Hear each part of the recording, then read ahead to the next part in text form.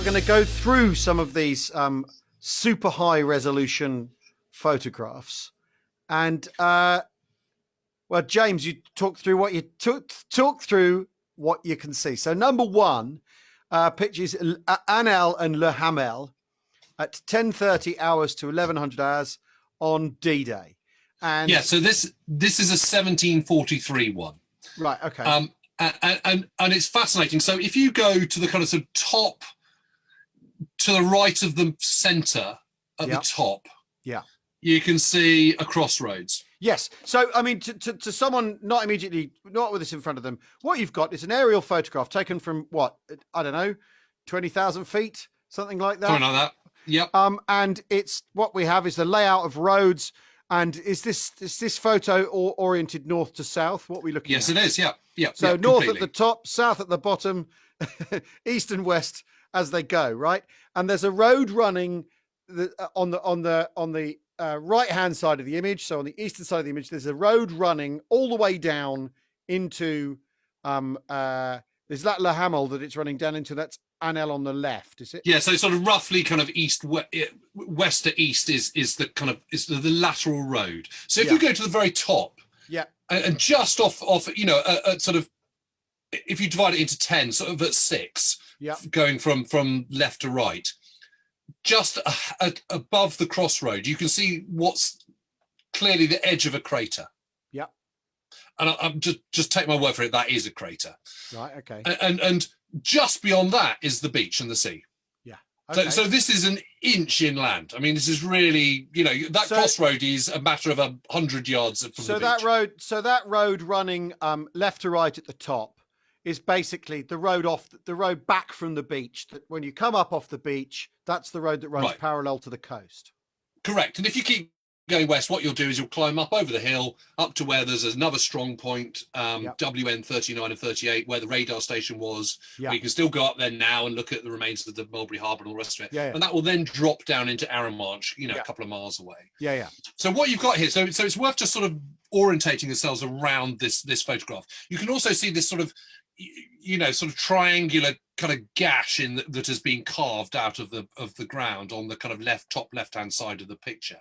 Yeah. And that is an anti-tank ditch protecting WN 37, which is at Le Hamel. And you can just start seeing the top of Le Hamel in the top left-hand corner. Yeah. But most of its defences are on the seashore itself. So that sort of hockey stick shaped, the hockey stick shape is an anti-tank ditch. That's an anti-tank ditch that runs across the village, across the houses, and then scoops back up to the west. Gosh, so that's a major work, isn't it? To cut through that landscape, isn't it? It's not work though, because it's not work though, has it? Because I'm looking at on the north to south road on the eastern side of this photograph is a load of tanks, isn't it? That are heading south. Yeah, and it's not just any old tanks either. So if you go from kind of from south to north, you're getting into Asnel itself, and you can see the village, and just on that first road, just before the second junction, you can see what is clearly a Sherman tank. Particularly if you hone in on it. And the great beauty about these is that you can hone in on these things. Those first 4 must be a troop from A Squadron, the Sherwood Rangers. It can be no one else, because A Squadron is the only squadron that is not, they are not DD. And then you've got your Sextons, then you've got your half-track, then you've got your Crocodiles. Then you've got the last 3, certainly the last 2 correctly, are DD tanks. Yeah, they're DDs. And I would suggest that they're from B or C Squadron Sherwood Rangers. And they're DDs and a Firefly behind them. That's definitely a Firefly, judging by the barrel. Yeah. But this is extraordinary, James. I've zoomed in on this photograph, as you sent to me, on the 100% zoom in. So, much bigger than my monitor could ever accommodate. And you can clearly see the skirts on the DD tank. You can clearly make out that, unless that's something on the road, that looks like a 17-pounder on the Firefly there. You can clearly make, and that must be, you can see the open fighting compartment of the Sexton, which is Amazing. Gosh. Well, the interesting thing is if you go to the second photograph, so this is not the first squadron. This is not the first troop of tanks to come in. This is not part of that same column that we've just seen. This is a new one. And what you can see, if you go into the bottom kind of bottom left-hand corner, you can actually see a troop of tanks coming through. Well, coming past that church building again. So but yes, but if you go to the real, you see that sort of black splodge in the bottom left-hand corner, and then go into that road. Yes. There's a tank. That's the lead tank. Yeah. No infantry. Yeah. Okay. So the infantry are crossing over these fields to our right. Yeah. And they're not there. So there's no infantry support, which is why you've got this tank in patrol formation with a scout up front. He's on point. And the others, then two close together, and a third and a fourth one. So it's just really interesting because you're seeing them doing exactly what they should be doing. Yeah. Which is not all clumping together. You've got someone up ahead, 100 yards ahead, 50 yards ahead. On that photograph, over to the right. Yes. There's those trenches and shell. Well, no, there's crater blasts, right? There's the wood. There's the wood, the triangle, sort of arrowhead shaped wood. Is that a vehicle in that field just to the, you see there's track marks? Yeah. There's a vehicle there, isn't there? Yeah, there is definitely a vehicle there, yeah. Let's have a look at that. That is definitely a vehicle. And the suggestion is that it's come up. Because you can see the track and then reverse back again. Yes, it's come up to where those craters are, where there's obviously some very, very heavy things have come flying in from the Royal Navy. And that is knocked out. And that is a knocked out vehicle. And that's a knocked out vehicle. And that is almost certainly going to be Allied because the Germans don't have any. So I wonder what that is. From the shape, it's very hard to tell. I think that's another Sherman tank, personally. But he's sallied over that field, got into trouble, put it into reverse. Well, we know that the Hampshires and the Dorsets are attacking Anel, and when they're talking about attacking the village, what they're talking about is all this activity on the kind of eastern side of it. The third photo, which is La Hamel Jig Green. So this is we have the beach. Right. So this is taken as the same time as number 2 that we've just looked at. Right. What I like about this one is now you can see the whole of the beach. You can see Jig Green. So if you go, you can now see the crater north of the crossroads that I mentioned really, really clearly. Yeah. Yes. You can also see the lateral road going all the way along. And if you go to the next turning down towards the beach, that is WN36 or what remains of it. And as you can see, it's been absolutely smashed to pieces. Yes, but completely. So there's a strong point at the other end of that lateral road, beyond north of the crater. That is La Hamel, and that is where that is one strong point. Then there's the next one, and just after that, before you get to the LCT, that is the end of Jig Green and becomes Jig Red. Yeah. Now, if you look in the top right-hand corner, have a look at that little ant track on the beach there. And actually, that is not going westwards. That is all filtering off the beach towards the east. Yes. And then you can't see the road here, and they're then beetling down this road. And then can you see south of WM36 that road curving down, and then it disappears off?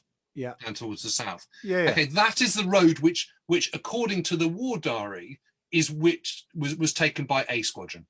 Right. But we know that isn't entirely true, because we've seen the photos of Anel with non-DD Shermans in, and they can be only from the Sherwood Rangers. Yeah. So that's that one. So anyway, so you get this one's good because you get a much bigger picture, and just look at the white dots all over the fields. And these, of course, are for the most part from the bombing raid that happened at before the invasion started, which failed to knock anything out. And you can see how far inland it is. Yeah. How extraordinary. And and it's all overshot by about half a mile, isn't it? Quarter of a mile. So not by a huge amount, but decisive amount. Let's go on to number 4. Yeah, sure. God, this is so interesting. So this is at 1 o'clock, 1 to 1:30. Yeah. And again, what's great about this is you can see lots of traffic on all the roads if you kind of home in. But what you can also see is all the knocked out tanks on Jig Green, which is between WN36 and 37 and all the rest of it. So there's that one. But my favourite almost is the number 5, which is the oblique photo.